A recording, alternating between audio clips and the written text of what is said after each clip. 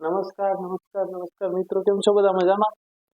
દોસ્તો, આપણે ધોરણ 12 કોમર્સનું મેઇન સબ્જેક્ટ એવો આપણો અકાઉન્ટ નામાના મૂળ તત્વો, એમાં આપણે વિભાગ સી, હવે બોર્ડની એક્ઝામ નજીક આવી રહી છે એટલે આપણે વિભાગ વાઇઝ તૈયારી કરવાના.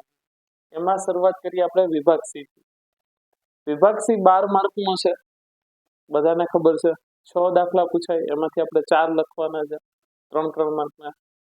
તો છેલ્લા 2021 થી આપણે 5 વર્ષના જે પેપર સોલ્વ કરશું, જે બોર્ડમાં પૂછાયેલા છે, બોર્ડના પેપર જે 5 વર્ષના 2021 થી 2025 ત્યાં સુધીના બધા પેપરના આપણે વિભાગ સી આજે સોલ્વ કરશું. બરાબર છે? તૈયાર બધા? તો કરીએ શરૂઆત 2021 થી 2025 સુધીના આપણે તૈયાર કરશું. બરાબર છે? વિભાગ સી માં માર્ક કપાવવાનો છે, સાવ રોકડા માર્ક છે. બરાબર છે? કરીએ તૈયારી. બરાબર, પેલા 2021 થી લઈએ. 2021માં 31મો પ્રશ્ન પેલો એ હતો કે ધ્રુવાદર્શી અને પારસી એક પેઢીના ભાગીદારો છે. તારીખ 1/4/2016 રોજ તેમની મૂડી અનુક્રમે 60,000, 40,000 અને 50,000 હતી. વર્ષના અંતે નફાની વેચણી કર્યા પછી માલુમ પડ્યું કે મૂડી પર 6% લેખે વ્યાજ ગણવાનું રહી ગયું છે. ભૂલ સુધારણાનું લખો. ચેપ્ટર નંબર 1 આપણું પેલાનું વિષય પ્રવેશનું છે, પેલો દાખલો વિભાગ સીમાં. તો દાખલા નંબર 31, શું થયું? તો કે 3 ભાગીદારો છે, એ 3 ભાગીદારોનું મૂડી પરનું વ્યાજ ગણવાનું રહી ગયું. તો લખીએ પેલા મૂડી કેટલી છે?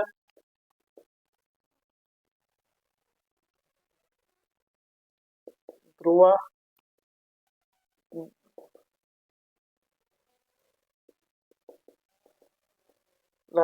મૂડી છે 60,000, 40,000 અને 50,000. હવે તમને ખબર જ છે, મૂડી પર વ્યાજ એ ભાગીદાર માટે શું છે? આવક છે. અને પેઢી માટે શું છે? ખર્ચ છે. ત્યાં ખાસ વસ્તુ રાખવાનું, એમસીક્યુ માટે પણ ઉપયોગ છે. મૂડી પરનું વ્યાજ ભાગીદાર માટે આવક છે, પેઢી માટે ખર્ચ છે.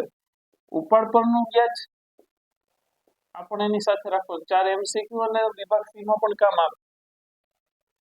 ભાગીદાર માટે ખર્ચ છે, કારણ કે આપણે ઉપાડ કર્યો છે જે ભાગીદારે, એના બદલામાં પેઢીને વ્યાજ ચૂકવવું પડશે. અને ઉપાડ પરનું વ્યાજ એ પેઢી માટે આવક થશે. હવે મૂડી પરનું વ્યાજ કેટલું થાય? તો કે ધ્રુવાને 6% લેખે આપણે આપવાનું, એટલે 3600 રૂપિયા, 2400 રૂપિયા અને 3000 રૂપિયા. કુલ કેટલા રૂપિયા થયા? તો કે 3000, 2400 અને 3600, એટલે 4 ને 6 9000 રૂપિયા કુલ થયા. હવે આ 9000 રૂપિયા જે કુલ થયા, મૂડી પર વ્યાજ આપવું પડશે. પેઢી આપવાનું છે, એટલે પેઢી માટે ખર્ચ છે. પેઢી માટે ખર્ચ હોય એટલે ભાગીદારનો નફો વધે કે ઘટે? પેઢી માટે ખર્ચ થયો તો પેઢીનો નફો ઘટશે ને, એટલે નફામાં ઘટાડો. મૂડી પર વ્યાજ છે એ ભાગીદારોને આપવાનું, એટલે આ બધું પ્લસ છે, એટલા પ્લસ કરવાના છે. અને સામે આ જેટલો 9000 રૂપિયા છે એટલો નફામાં ઘટાડો પણ થાય, એટલે એ માઇનસ કરશું. હવે નફા નુકસાનનું પ્રમાણ નથી આપ્યું તો શું કરવાનું? સરખે છે 9000 ના 3 સરખા ભાગ પડીએ એટલે 3000.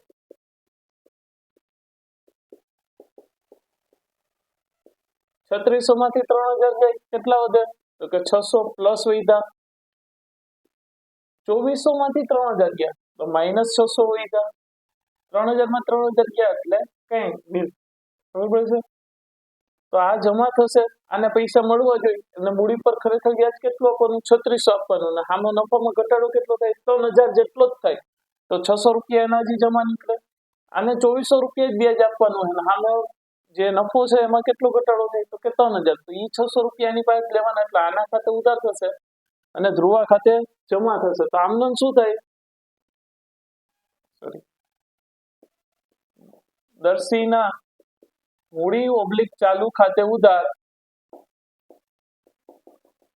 600 રૂપિયા, તે ધ્રુવાના મૂડી ઓબ્લિક ચાલુ ખાતે જમા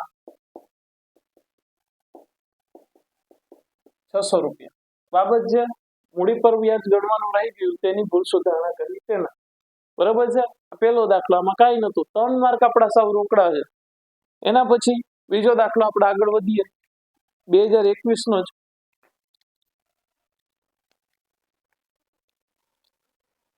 હીર 3 ભાગીદારો છે એકનું નામ છે હીર સ્વરા અને જેની 3 ભાગીદાર એકનું નામ છે હીર સ્વરા અને જેની તેઓનું મૂડીનું પ્રમાણ આપ્યું છે હવે જો એ ખાસ યાદ રાખજો મૂડીનું પ્રમાણ જો તો આપણે મૂડીના પ્રમાણનું આમાં કઈ કામ છે નહીં તો આપણે ગોટે ચડાવવા માટે આપ્યું છે બાકી એનું કઈ કામ છે નહીં તો ઈ ધ્યાનમાં લેવાનું નથી ઘણી વાર નફાની વેચણી કરી નાખીએ સીધું પ્રમાણ આપ્યું એટલે વાંચવું કે કેનું પ્રમાણ આપ્યું છે ઊંધે કઈ લખે નહીં જવાનું ખબર ન જોવાનું કે શું આપ્યું છે મૂડીનું આપ્યું કે નફા નુકસાનનું આપ્યું છે નફામાંથી ઓછામાં સોરી હીરને જે આ હીર ભાગીદાર છે ને એને ઓછામાં ઓછા ₹35,000 નફો મળશે એવી ખાતરી સ્વરા અને જેની લાગે સ્વરા અને જેનીલે શું કીધું કે ભાઈ હીર તું અમારી ભાગીદારી પેઢીમાં આવી જા તને ઓછામાં ઓછા ₹35,000 તો મળશે જો નહીં મળે તો અમે તને પૂરા કરી દેશું 35,000 મળશે જ ગેરંટી અમારી સમજાણું એવી ગેરંટી કોને લીધી સ્વરાએ અને જેનીલે હવે થયું શું તો કે વર્ષ પૂરું થયું પેઢીનો નફો જોયો તો ખાલી ₹90,000 જ થયો પેઢીનો નફો કેટલો છે ₹90,000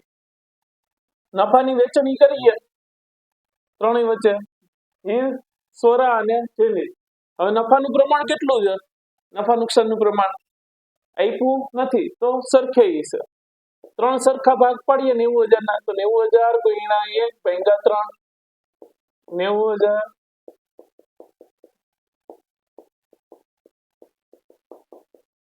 તો કેટલા થયા ₹30,000 થયા બધાના ભાગે હવે આપણે આ હીરને શું કીધું તું કે ભાઈ તને નફામાંથી ઓછામાં ઓછા 35,000 મળશે જ એવી ગેરંટી કોને લીધી હતી તો કે સ્વરા અને જેનીલે હવે હીરને મળે છે કેટલા 30,000 કેટલા ઓછા મળ્યા તો કે 5,000 આ 5,000 ઓછા મળે એ કોણ પૂરા કરશે હવે તો કે સ્વરા અને જેનીલ ઈ 5,000 સ્વરા અને જેનીલ કેવી રીતના આપે તો કે પોતાના નફા નુકસાનના પ્રમાણમાં આપે ને બાકી તો સ્વરા એમ કે મારે નથી દેવાનું જેનીલ એમ કે મારે નથી પણ બે ખાતરી આપી છે તો બે પોતાના નફા નુકસાનના પ્રમાણમાં આ ખૂટતી રકમ આપશે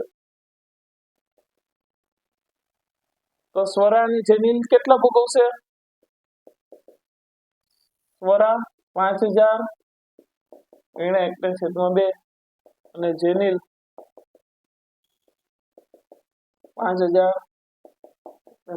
એટલે બે ₹2,500 ભાગે આવશે તો નફાની વેચણી કેવી રીતના થાય તો કે હીર સ્વરા અને જેનીલ નફો બધાને કેટલો મળ્યો 30,000 અને 5,000 કોણ હજી આપશે સ્વરા અને જેનીલ તો પ્લસ આપવાની તથા લેવાની રકમ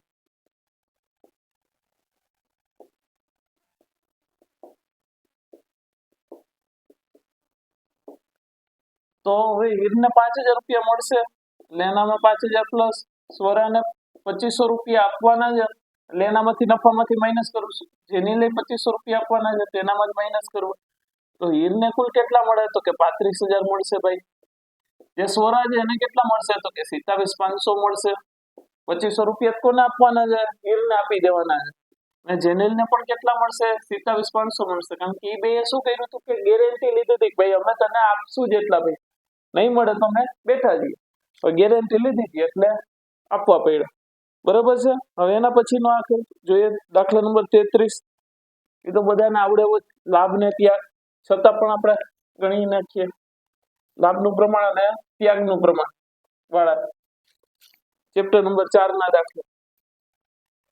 દાખલા નંબર 33 3 ભાગીદારો છે પ્રેરણા મુકેશ અને ગૌરવ પ્રેરણા મુકેશ અને ગૌરવ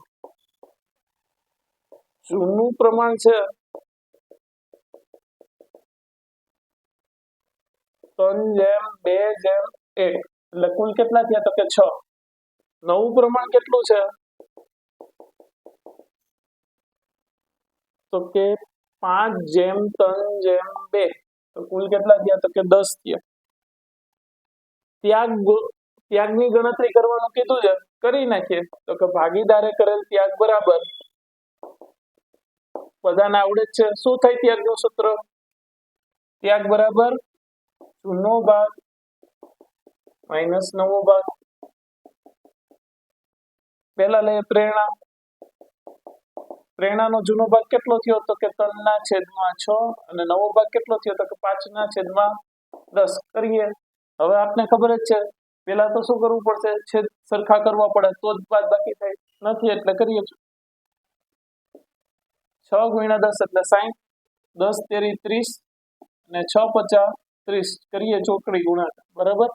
તો 30 માંથી 30 જાય એટલે 0/60. આનો મતલબ એવો થયો પ્રેરણાને નથી લાભ થતો કે નથી ત્યાગ થતો, એના કઈ ફેર પડતો નથી. હવે મુકેશનો જૂનો ભાગ કેટલો છે તો કે 2/3 અને નવો ભાગ 3/10 છે, સરખા નથી એટલે પેલા ચોકડી ગુણાકાર થી કરી નાખીએ. 6 × 10 એટલે 60, છેદનો ગુણાકાર કરવાનો, પછી 10 × 20 એટલે 20, સોરી 10 × 2 એટલે 20, 6 તેરી ને 18, 20 માંથી 18 ગયા એટલે 2/60. હજી આને ટૂંકું કરવું હોય તો 1/30 ન કરો તો પણ ચાલે. હવે ત્યાગનું સૂત્ર છે પ્લસ આવે એનો મતલબ શું થાય તો કે ત્યાગ કરે છે ભાઈ. પછી છે ગૌરવ શું કરે છે તો કે ભાઈ એનો જૂનો ભાગ છે 1/6 અને નવો કેટલો છે તો કે 2/10. હવે છેદ પેલા કરીએ. 6 × 10 એટલે 60, 10 × 1 10 અને 6 × 2 12. 10 માંથી 12 જાય એટલે શું થાય તો કે -2/60 -1/30. આ શું થયું? ત્યાગના સૂત્રથી ગણતરી કરીએ, માઇનસમાં જવાબ આવે છે તો લાભ. ખાસ યાદ રાખજો લાભ ને ત્યાગનો. ઘણી વાર મેં પરીક્ષામાં જોયું આવડતો હોય દાખલો પણ શું કરે લોકો તો ઉતાવળમાં જૂનો ભાગ ને નવો ભાગ લખે નહીં હરખું. જૂનો ભાગ મૂકવાનો હોય અહીંયા નવો ભાગ મૂકે, નવો ભાગ મૂકવાનો હોય અહીંયા જૂનો ભાગ મૂકી દે એટલે દાખલો આખો ખોટો પડે. બરાબર છે. હવે આગળ વધીએ પછી એ, જી અને ડી ભાગીદારો વચ્ચે નફા નુકસાનની વહેંચણીનું પ્રમાણ 3:2:1 છે. ભાઈ વિસર્જનનો છે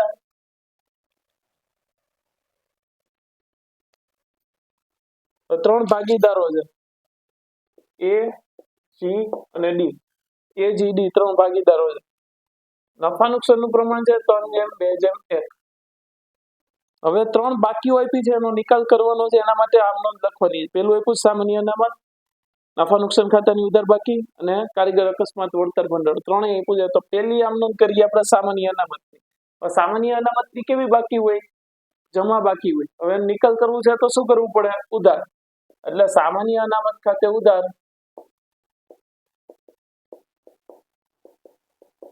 18,000 આપ્યા છે.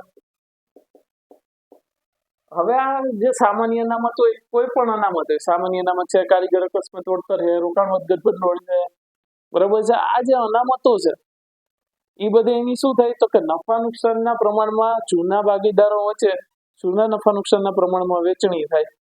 તો કરી નાખીએ. સામાન્ય અનામત ખાતે ઉધાર તે એના મૂડી ઓબ્લિક ચાલુ ખાતે લખવું હો ભાઈ 2, સીના મૂડી ઓબ્લિક ચાલુ ખાતે જમા તે ડીના મૂડી ઓબ્લિક ચાલુ ખાતે જમા.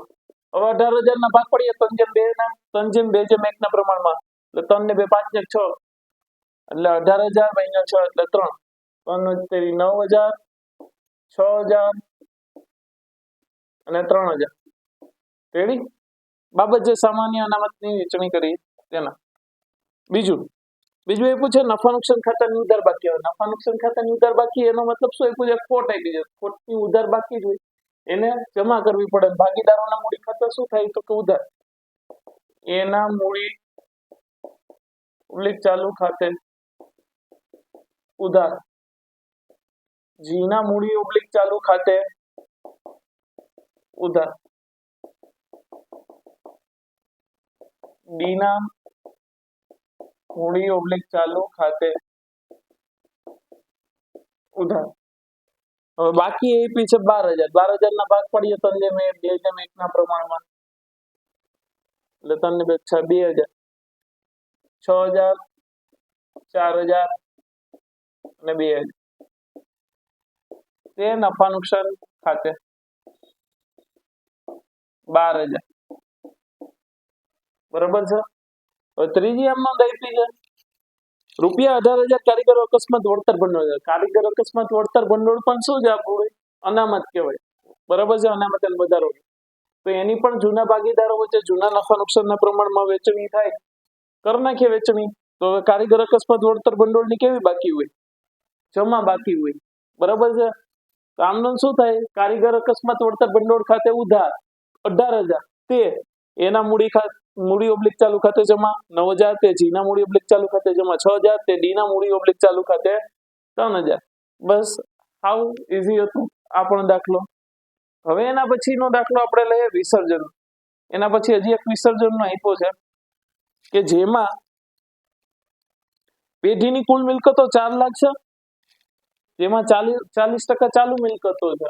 અને ચાલુ મિલકતોમાં ભાઈ મોસ્ટ આઈએમપી દાખલો ઘણી વાર પૂછાય. કુલ મિલકતો કેટલી છે પેઢી પાસે? તો કે 4 લાખ. હવે આ 4 લાખમાં 40% આપણે બે ભાગ પાડીએ. હવે 40% એવી મિલકતો છે કે જે ચાલુ છે. તો બાકીની કેવી મિલકતો હોય? 60% લઈ તો કે સ્થિર મિલકત હોય. આ કે ના? બરાબર છે. હવે 4 લાખના 60% એટલે 2,40,000 અને 40% એટલે 1,60,000. આ ચોપડે કિંમત એવી છે. બરાબર છે. 2,40,000 અને 1,60,000. હવે એમાં એમ કીધું કે ભાઈ ચાલુ મિલકતોમાં 20,000 રૂપિયા તો રોકડ છે. હવે તમને ખબર જ છે વિસર્જનમાં રોકડ ખાતું, રોકડ બેંક ખાતું ક્યારેય બંધ થાય નહીં. બરાબર છે. એ બંધ ના થાય એટલે પેલા બાદ કરવી પડે રોકડ. હવે ચાલુ મિલકતો કેટલી રહેશે? તો કે 1,40,000. આટલી જ ગણાય, કારણ કે રોકડ ખાતું બંધ થશે નહીં. ખાસ યાદ રાખવાનું, વિસર્જનમાં રોકડ બેંક ખાતું બંધ થાય નહીં ક્યારે. સ્થિર મિલકતોના 120% ઉપજે છે અને આના 80% ઉપજે છે. ચાલુ મિલકતોના કેટલા ઉપજે છે? તો કે 80%. અને આના કેટલા ઉપજે છે? તો 120%. તો 2,40,000 ગુણ્યા 120 ભાગ્યા 100 એટલે કેટલા થાય? તો કે 2,88,000. બરાબર છે. 1,40,000 ના 80% જ ઉપજે છે. તો કે 1,40,000 ગુણ્યા 80 ભાગ્યા 100 એટલે કેટલા આવશે? તો કે 1,12,000. આટલી રકમ ઉપજે છે. બરાબર છે. હવે આમનું લખવાની છે. ગણતરી પણ દર્શાવી. ઘણી વાર ગણતરીના માર્ક પણ હોય. કીધું ના હોય તો પણ કરવું. કીધું જ હશે ગણતરી, ન કીધું હોય તો કરી નાખવી. ઘણી વાર કીએ ન કીએ. આમનો લખવાની છે. તો પેલા તો શું કરવું પડે? મિલકતના ખાતા બંધ કરવા પડે. કરીએ બંધ. માલ મિલકત નિકાલ ખાતે ઉધાર કેટલા કરવું? ઉધાર માલ મિલકત નિકાલ ખાતે કેટલા ઉધાર થાય? તો કે 2,40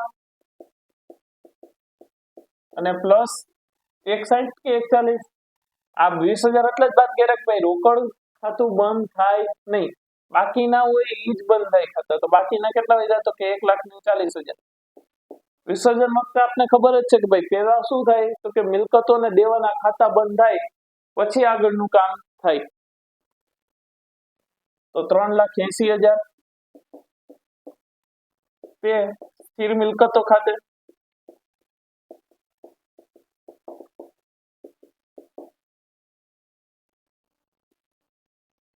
સ્થિર મિલકતો ખાતે 2,40,000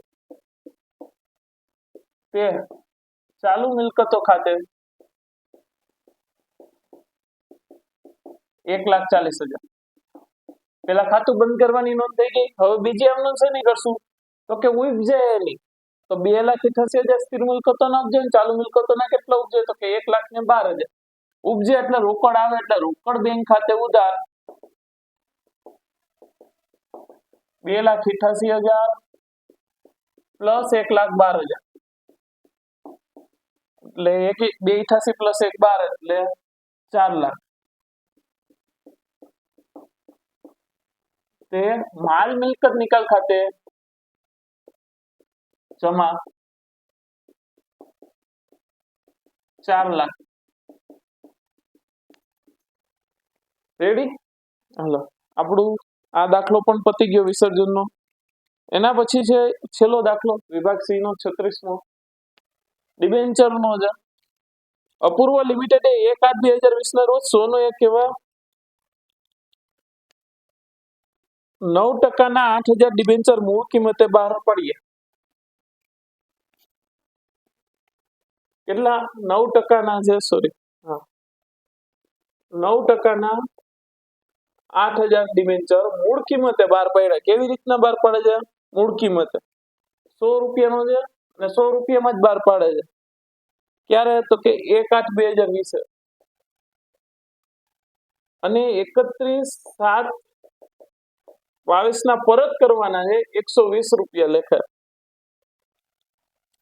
આમ નોંધ લખવાની છે બાબત જે વગર શું કીધું તો કે ભાઈ અપૂર્વ લિમિટેડ છે ઈ 1/8/2020 ના રોજ 9% ના 8,000 ડિબેન્ચર ₹100 લેખે બહાર પાડે છે મૂળ કિંમતે જ બહાર પાડે છે પણ જે પરત કરવાના છે પરત ક્યારે કરીએ તો કે 31/7/22 તે દિવસે એક ડિબેન્ચર દીઠ 120 રૂપિયા દેવાનું હું 100 રૂપિયાના બદલામાં કેટલા આપીશ 120 આપીશ તો 20 રૂપિયા વધારે આપવું જોઈએ શું કહેવાય પરત પ્રીમિયમ કહેવાય જો બે પ્રીમિયમ હોય ડિબેન્ચરમાં એક આપણે જ્યારે બહાર પડતા જે પૈસા મળે વધારાના મૂળ કિંમત કરતા વધારાના મળે એને શું કહે પ્રીમિયમ ઈ પ્રીમિયમ કેવું હોય તો કે જામીનગીરી પ્રીમિયમ અનામત કહે હવે અહીંયા શું થાય તો કે પરત કરીએ છીએ પણ કેવી રીતના પરત કરીએ પરત પણ આપણે 3 રીતે કરી શકીએ ને ભાઈ વધારે રકમથી કરી શકીએ મૂળ કિંમત કરતા વધારે રકમથી મૂળ કિંમતે પરત કરી શકીએ મૂળ કિંમતથી ઓછી કિંમતે પણ પરત થાય હવે અહીંયા થાય શું તો કે મૂળ કિંમત 100 રૂપિયા છે અને એના કરતા આપણે પરત કેટલા કરીએ 120 રૂપિયા તો કે 100 ના હું 120 ચૂકવીશ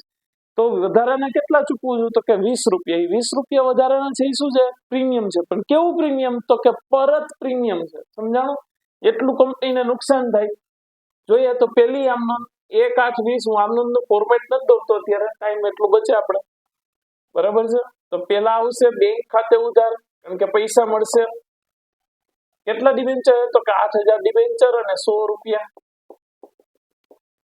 એટલે બેંક ખાતે ઉધાર 8 લાખ તે 9% ના ડિબેન્ચર અરજી અને મંજૂરી ખાતે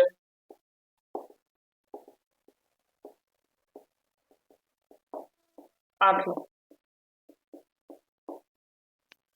હવે બીજી આમ નોંધ કરીએ હવે શું કરવાનું પેલા આપણે ખબર જ છે ઇક્વિટીમાં પણ જોઈ ગયા ઇક્વિટી શેર મૂડી અને ડિબેન્ચરમાં બેમાં શું તો કે અરજી અને મંજૂરીના પૈસા હોય ક્યાં ખાતે લઈ જવાનું તો કે ડિબેન્ચર ખાતે લઈ જાય તો લઈ જાય પેલા એના સમજાણું ઇક્વિટીમાં આપણે ઇક્વિટી મૂડી ખાતે લઈ જતા ઇક્વિટી શેર મૂડી ખાતે અને ડિબેન્ચર અરજી અને મંજૂરીના પૈસા ક્યાં લઈ જવાનું તો કે ડિબેન્ચર ખાતે લઈ જાય 9% ડિબેન્ચર અરજી અને મંજૂરી ખાતે ઉધાર અહીં જેટલા જમા કર્યા છે એટલા જ ઉધાર કરવાના હવે હું પરત કેવી રીતના કરવાનું તો કે પ્રીમિયમ થી 100 રૂપિયા ને 120 રૂપિયા આપવાના તો વધારાના કેટલા આપું છું 20 રૂપિયા આપવાના તો અમારું નુકસાન થયું કે ન થયું ઈ નુકસાનને ઉધાર કરવાનું ડિબેન્ચર બહાર પાડતા થયેલ નુકસાન ખાતે ઉધાર ડિબેન્ચર બહાર પાડતા થયેલ નુકસાન ખાતે ઉધાર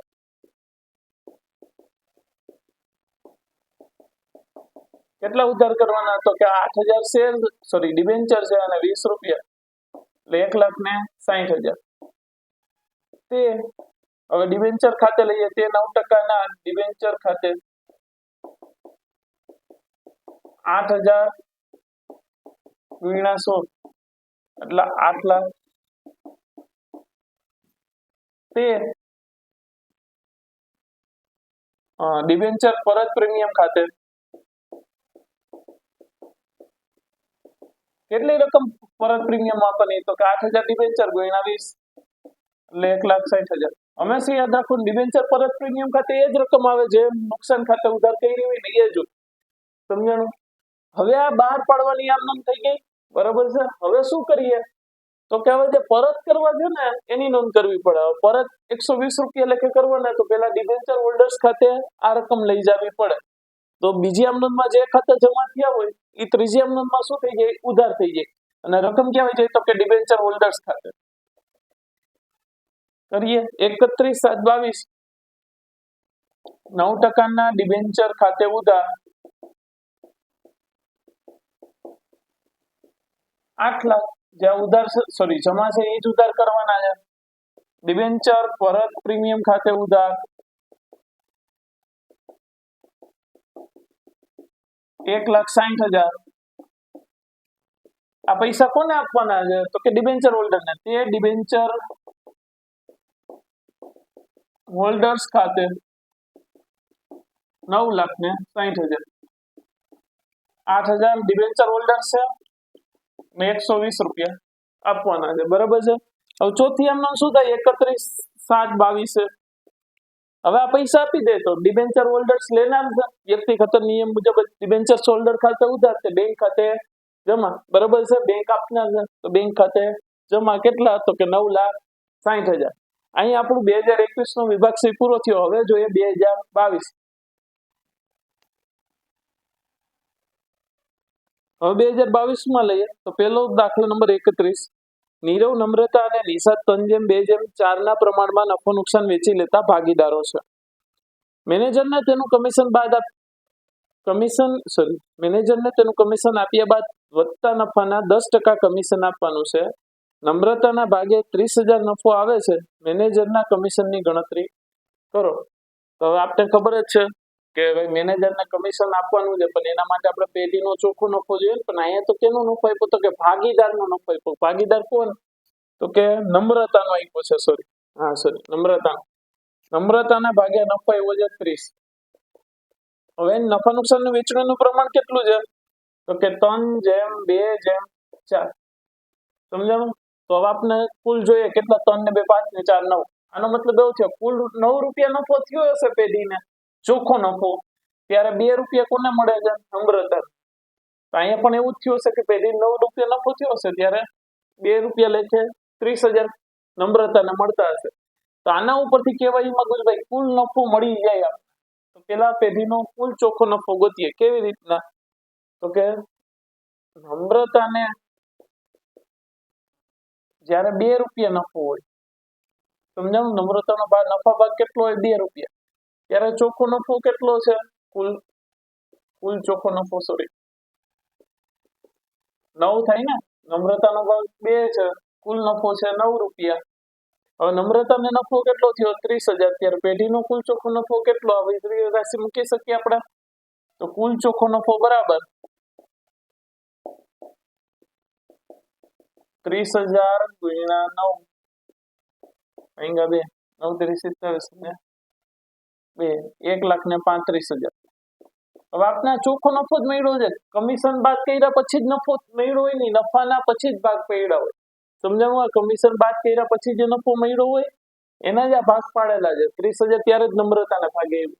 તો આના ઉપરથી સીધું કમિશન ગણી નાખીએ તો કે મેનેજરને કમિશન બરાબર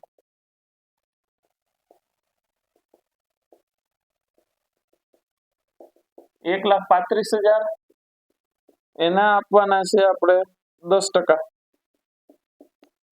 એટલે 13,500 એનું કમિશન થશે.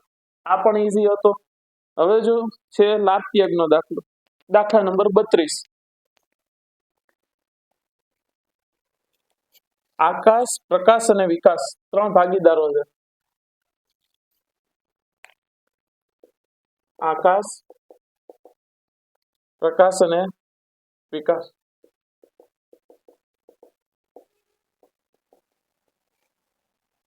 જૂનો ભાગ, જૂનું પ્રમાણ 3:3:2 છે. અને નવું પ્રમાણ 1:1:1. એટલે કુલ 3 થયું. આનું 3 ને 6 ને 2 8 થયું. ગણીએ. શું ગણવાનું કીધું છે? તો કે લાભની ગણતરી કરવાની છે. તો કે ભાગીદાર નો લાભ બરાબર, લાભનું સૂત્ર શું છે? નવો ભાગ માઇનસ જૂનો ભાગ. નવો ભાગ કેટલો છે પેલા લઈએ આકાશ, સોરી ભાગીદાર કોણ છે તો કે આકાશ. નવો ભાગ કેટલો છે તો કે 1/3 ને જૂનો ભાગ કેટલો થાય 3/8. લઈએ છેદ સરખા કરીએ પેલા તો 8 તેરી 24, તો 8 એકુ 8, 3 તેરી 9, માઇનસ 1/24 એટલે આનો મતલબ ત્યાગ કરે છે. વિકાસ પ્રકાશ ક્યાં ગયા? પ્રકાશ 1/3, 3/8 એટલે 8 તેરી 24, 8 એકુ 8 કરીએ ચોકડી ગુણાકાર, માઇનસ 1/24 એટલે આ પણ ત્યાગ કરે. એના પછી લઈએ વિકાસ. હવે વિકાસનો નવો નફા ભાગ છે 1/3, જૂનો છે 2/8. ચોકડી ગુણાકાર કરીએ છે સરખા નથી એટલે 8 તેરી 24, 8 એકુ 8 ને 3 દુ 6, તો 2/24. આ શું કરે છે તો કે લાભ કરે. લાભના સૂત્રથી ગણતરી કરીએ, પ્લસ આવે તો લાભ, માઇનસ આવે તો ત્યાગ. થઈ ગયું સરખું, આપણે તાળું મેળવી મરી જાય. જેટલો લાભ હોય એટલો ત્યાગ હોય, તો થઈ ગયો ત્યાગ, બરાબર. હવે એના પછી જે વિસર્જન નિયમનો લખવાની લખીએ. વિસર્જન નિયમનો 3 કાઉન્સ આપ્યા છે કે ભાઈ પેઢીના વિસર્જન સમયે નીચેની આમ નોંધ લખો. પેલું આપ્યું છે પેઢીના વિસર્જન સમયે પાઘડીની ચોપડે કિંમત 56,000 છે, તેની કોઈ રકમ ઉપજતી નથી. ચોપડે પાઘડી કેટલી છે તો કે 56,000 રૂપિયા. તો પેલા તો શું કરવું પડે? મિલકતના ખાતા બંધ થાય તો પાઘડીનું ખાતું બંધ કરીએ. પાઘડીની કેવી બાકી હોય? મિલકતની ઉધાર હોય, તો એને શું કરવું પડે? બંધ કરવા, જમા કરવી પડે. તો ઉધાર કયું કરશું આપણે ખાતું? વિસર્જન સમય ખબર જ છે આપણે મિલકતોને દેવાના ખાતા બંધ કરવા માટે એક ખાતું બનાવીએ છીએ, એની હિસાબી અસરો આપવા માટે. એ કયું ખાતું? તો કે માલ મિલકત નિકાલ ખાતું. તો માલ મિલકત નિકાલ ખાતે ઉધાર પેલી આમનું શું થશે? નિકાલ ખાતે ઉધાર 56,000, તે પાઘડી ખાતે જમા 56,000. બાબત છે પાઘડી ખાતું બંધ કરી માલ મિલકત નિકાલ ખાતે લઈ ગયા તેના. હવે એની કોઈ રકમ ઉપજતી નથી તો નોંધ થાય નહીં, કઈ પૈસા જ નથી ઉપજમ તો નોંધ થઈ શકે નહીં. એના પછીનો બીજો વ્યવહાર, જેમાં કીધું લેપટોપની કિંમત 35,000 રૂપિયા છે, જે એક ભાગીદાર 25,000 માં લઈ જાય. હવે પેલા તો શું કરવું પડે? લેપટોપ એ ધંધાની મિલકત કહેવાય, તો મિલકતનું ખાતું પેલા શું કરવું પડે? બંધ કરવું પડે. તો પેલા ખાતું બંધ કરવાની આમ નોંધ કરીએ. માલ મિલકત નિકાલ ખાતે ઉધાર, મામીની ખાતે ઉધાર. કેટલા ઉધાર કરીએ તો કે 35,000. ચોપડે કિંમત થી પેલા બંધ થાય ખાતું, હંમેશા યાદ રાખવું. મામીની ખાતે ઉધાર, તે લેપટોપ ખાતે જમા 35,000. બાબત છે લેપટોપ ખાતું બંધ કરી મામીની ખાતે લઈ ગયા તેના. હવે ત્રીજી આમનો શું થાય તો કે આ જે લેપટોપ છે ઈ કોણ લઈ જાય છે? તો કે ભાગીદાર લઈ જાય છે. ઈ ભાગીદાર લઈ જાય છે એટલે શું કરશું? ભાગીદાર લઈ જાય તો ભાગીદાર મિલકત લઈ જાય છે પણ કઈ પૈસા આપતો નથી અત્યારે. તો જયારે ભાગીદાર કઈ મિલકત લઈ જતો હોય ત્યારે ભાગીદારોના ખાતે શું થાય? ઉધાર થાય, મૂડી ખાતે. અને જો ભાગીદાર દેવું લઈ જતું હોય તો એનું મૂડી ખાતું જમા થાય. તો મિલકત લઈ જાય એટલે ભાગીદારના મૂડી ખાતે ઉધાર. ભાગીદારનું નામ નથી આપ્યું એટલે એના ખાતે કરી નાખીએ ભાગીદારના મૂડી ઓબ્લિક ચાલુ ખાતે ઉધાર. કેટલામાં લઈ જાય? ભાગીદારે એમ કીધું ભાઈ હું તો 25,000 રૂપિયા જ આપીશ, તમારે દેવું હોય તો. પેઢીને કીધું, પેઢી વાળા કે કઈ વાંધો નહીં ભાઈ, તું 25,000 આપજે, વાંધો નથી. એટલે ભાગીદાર મિલકત લઈ જાય, લેનાર છે, લેનાર ખાતે ઉધાર થાય એટલે ભાગીદારના મૂડી ઓબ્લિક ચાલુ ખાતે ઉધાર 25,000 તે મામીની ખાતે જમા. કારણ કે લેપટોપ ખાતું તો હવે શું થઈ ગયું હોય? બંધ થઈ ગયું હોય, તો પાછું એને એના ખાતે જમા કરી શકાય નહીં. જો કર્યું ને આપણે અહીંયા જમા, તો પેલા ઉધાર હતું પાછું જમા કરી દીધું એટલે લેપટોપ ખાતું શું થઈ ગયું? બંધ થઈ ગયું. અને હવે જે પૈસા લેપટોપના એ સીધા ક્યાં જમા કરવાના? મામીની ખાતે. હવે ચોથો, એના પછીનો ત્રીજો વ્યવહાર આપ્યો કે આવકવેરાની જવાબદારી 30,000 ચૂકવવાની થઈ, જે ચોપડે નોંધેલ નથી. તો પેલા તો ચોપડે નોંધેલ નથી તો કઈ પ્રશ્ન છે નહીં, ખાતું બંધ કરવાનો પ્રશ્ન આવતો નથી. તો હવે સીધું શું કરશું? આપણો ખર્ચ છે પેઢીનો એટલે મામીની ખાતે ઉધાર 30,000 તે રોકડ બેંક ખાતે જમા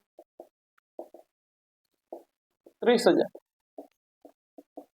બાબત છે ચોપડે નહીં નોંધેલ આવકવેરાની જવાબદારી ચૂકવી તેના આટલું જ છે બરાબર છે એના પછી ડિબેન્ચર કારણ કે વિભાગ સી માં આપણે ખબર જ છે ડિબેન્ચર હોય જ બે દાખલા ડિબેન્ચરના બરાબર છે તો એના પછીનું ડિબેન્ચર છે કે ભાઈ સાથી લિમિટેડે તારીખ 1/6/2016 ના રોજ 201.8% 10,000 ડિબેન્ચર બહાર 5% પ્રીમિયમ થી બહાર પડ્યા કેટલા ડિબેન્ચર બહાર પાડીએ 1/6/16 મેં ડિબેન્ચર બહાર પાડ્યા 200 રૂપિયા મૂળ કિંમત અને 10,000 ડિબેન્ચર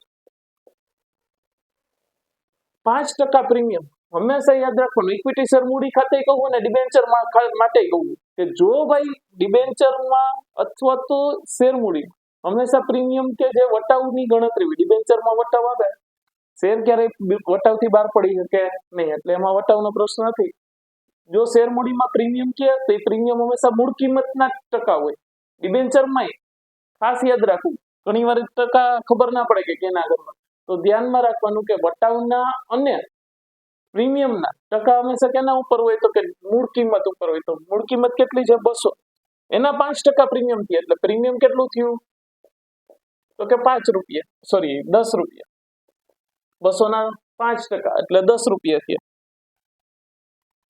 8% ડિબેન્ચર છે આ ડિબેન્ચર 31/5/2021 ના રોજ 220 ની કિંમત થી પરત કરવાના છે બાબત જેની જરૂર છે નહીં હવે ડિબેન્ચરની મૂળ કિંમત કેટલી છે 200 રૂપિયા છે અને પરત કેટલા એ કરું છું તો કે 220 કેટલા વધારાના પૈસા થયા 20 રૂપિયા આ શું કહેવાય તો કે પરત પ્રીમિયમ કહેવાય હા કે ના બરાબર છે આની પહેલાનો પણ દાખલો જોયો તો આપણે કરીએ શરૂઆત પહેલા બહાર પાડવાની નોંધ કરવી પડે તો 1/6/16 પેલા તો બહાર પાડીએ એટલે શું થાય પૈસા આવે ડિબેન્ચરના પૈસા આવશે નહીં બેંક ખાતે ઉધાર કેટલા ઉધાર કરું બેંક ખાતે ઉધાર 10,000 ડિબેન્ચર ગુણ્યા 210 કારણ કે પ્રીમિયમ સહિત આવશે ને 200 રૂપિયા મૂળ કિંમતના ને 10 રૂપિયા શેના આવશે તો કે પ્રીમિયમના 200 ગુણ્યા 10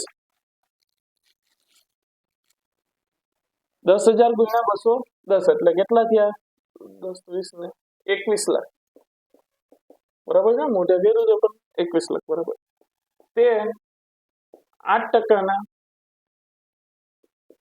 ડિબેન્ચર અરજી અને મંજૂરી ખાતે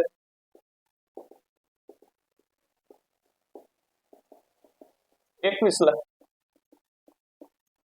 હવે આ પૈસા જે બૈડા છે એને ક્યાં લઈ જવાના તો કે ડિબેન્ચર ખાતે લઈ જાય 8% ના ડિબેન્ચર અરજી અને મંજૂરી ખાતે ઉધાર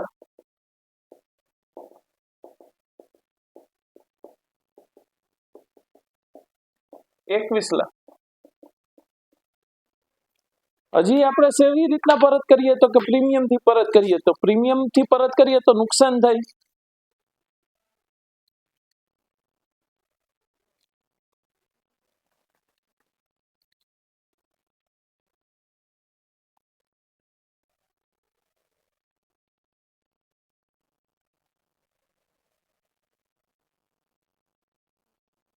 બરાબર 4% છે રે પરત પ્રીમિયમ થી કરીએ છીએ એટલે ડિબેન્ચર બહાર પડતા થયેલ નુકસાન ખાતે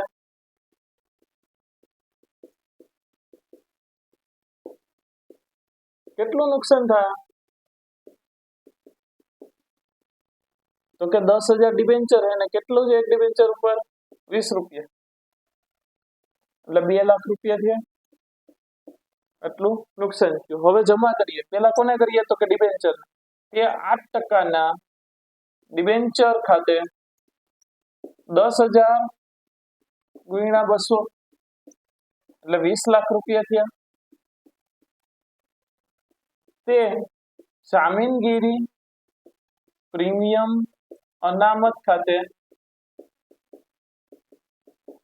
10,000 ડિબેન્ચર ને એક ડિબેન્ચર ઉપર મળ્યા 10 રૂપિયા આપને એટલે 1 લાખ હજી પણ શેની નોંધ આવશે તો કે પરત પ્રીમિયમની. આ જે નુકસાન થયું એ ક્યાં લઈ જવાનું? ડિબેન્ચર પરત પ્રીમિયમ ખાતે. એના માટે તો નુકસાનની નોંધ કરી એ ડિબેન્ચર પરત પ્રીમિયમ ખાતે કેટલા આવશે તો કે 10,000 ડિબેન્ચર છે ને એક ડિબેન્ચર દીઠ આપણે કેટલા રૂપિયા વધારે આપીએ? 20 રૂપિયા, એટલે 2 લાખ. રેડી થઈ ગયા? હવે આ બહાર પાડવાની નોંધ થઈ ગઈ. હવે શેની નોંધ કરવી પડશે તો કે પરત કરીએ ની. પરત કદી કરીએ તો કે 31/5/21 તો કરી નાખીએ 31/5/21. જે જમા હશે બીજી નોંધમાં એ ઉધાર થઈ જાય. પણ યાદ રાખવાનું પ્રીમિયમ થી બહાર પાડ્યા હોય તો પ્રીમિયમની રકમ ધ્યાનમાં લેવાય નહીં, બાકીના બધી ખાતા ઉધાર થશે. તો 8% ડિબેન્ચર ખાતે ઉધાર, જ્યાં અહીંયા રકમ હોય એ જ લેવાની. કેટલી છે તો કે 20 લાખ. પરત પ્રીમિયમ ખાતે ઉધાર, ડિબેન્ચર પરત પ્રીમિયમ ખાતે ઉધાર કેટલા કરવું તો 2 લાખ રૂપિયા. તે કેના ખાતે જમા થયા? પૈસા કોને દેવાના છે તો કે ડિબેન્ચર હોલ્ડર્સ ને. તે ડિબેન્ચર હોલ્ડર્સ ખાતે 10,000 ગુણ્યા 220 એટલે 22 લાખ રૂપિયા થયા. 22 લાખ રૂપિયા ડિબેન્ચર હોલ્ડર્સ ને દેવાના. હા, દઈ દઈએ. હવે ચોથી આમનોંધ શેની થાય તો કે પૈસા આપવાની. એટલે 31/5/21 તારીખ ડિબેન્ચર હોલ્ડર્સ લેનાર છે એટલે ડિબેન્ચર હોલ્ડર ખાતે ઉધાર 22 લાખ, તે બેંક ખાતે જમા 22 લાખ. આવી રીતના આમનોંધ થશે. બરાબર. આજે આપણે કયા કયા પૂરા કર્યા? 21 અને 22 ના પૂરા કર્યા. હવે 23, 24, 25 નેક્સ્ટ વિડીયોમાં જોશું. આપણે 5 વર્ષના બધા સોલ્વ કરાવીશ. બરાબર. 21, 22 થઈ ગયા. હવે 23, 24, 25 નેક્સ્ટ લેક્ચરમાં. Thank you so much everyone.